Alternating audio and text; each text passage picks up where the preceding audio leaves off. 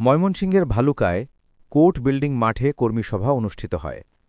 ভালুকা উপজেলা স্বেচ্ছাসেবক দলের সাবেক যুগ্ম আহ্বায়ক ও আহ্বায়ক প্রার্থী মোকছেদুল ইসলাম ইকবালের নেতৃত্বে বিশাল এক মিছিল ভালুকা পৌরসভা ও ঢাকা-ময়মনসিংহ মহাসড়ক প্রদক্ষিণ শেষে স্থানীয় শহীদ মিনার চত্বরে এসে কর্মীসভায় যোগ দেন।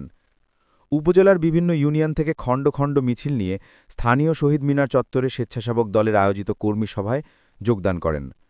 উৎসবমুখর পরিবেশে আর নেতাকর্মীদের স্বতঃস্ফূর্তভাবে চারপাশকে মুখরিত করে তোলে, সমাবেশকে সফল ও সার্থক করে এবং নেতৃত্বের আগত মিছিলে স্লোগানে মুখরিত হয়ে ওঠে।